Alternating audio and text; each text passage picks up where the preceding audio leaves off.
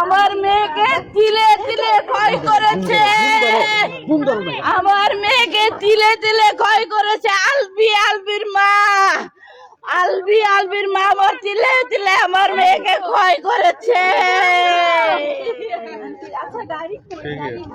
আলবি আপনারা তো বলছেন এখন তো সব হচ্ছে, আমার সাথে ওই সময় চিল্লালেন আপনারা। ভাইয়া তখন আমরা তো জানি না যে আপনি ওর ভাই, আমি তো আমরা বুঝি নাই। আমি এখন কেন তো আসছি, এই যে এখন যে সময় টিভি আসছে, সবাই টিভি আসছে, এখন আপনারা কোথা থেকে কথা বলতেছে, অনেক কোনো সমস্যা নেই। আমি ওই সময় দৌড়ছি, সবাই আমার একটা শুরু করছে। অনেকেই আপনাকে বলছে আপনার সাইডে তো ফোন দিয়েও ভিডিও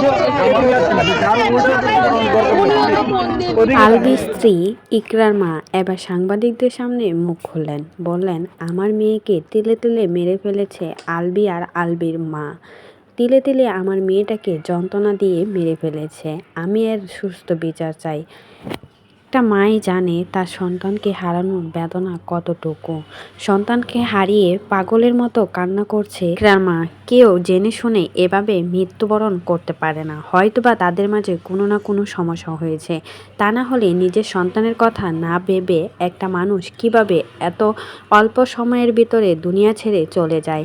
সবাই তো বলছে আলবির পরকীয়ার জন্যই নাকি রা দুনিয়া ছেড়ে চলে গেছে। নিজের সন্তানকে যে মা নাকি জীবনের থেকে বেশি ভালোবাসতো, সেই মা আজ সন্তানকে একা করে চলে গেছে ওপারে। মানসিকভাবে শারীরিকভাবে আলবি আর আলবির মা অত্যাচার করত ইকরার উপর। সেই অত্যাচারে সহ্য না করতে পেরে দুনিয়ার মায়া ত্যাগ করে চলে গেলেন ইকরা। সবাইকে শান্তি করে সে নিজেই চলে গেলেন ওপারে।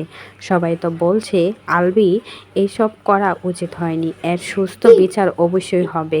একদিন না একদিন সব কিছু সবার মাঝে ক্লিয়ার হয়ে যাবে। তো এই বিষয়ে কোনো মতামত থাকলে সেটা জানাবেন।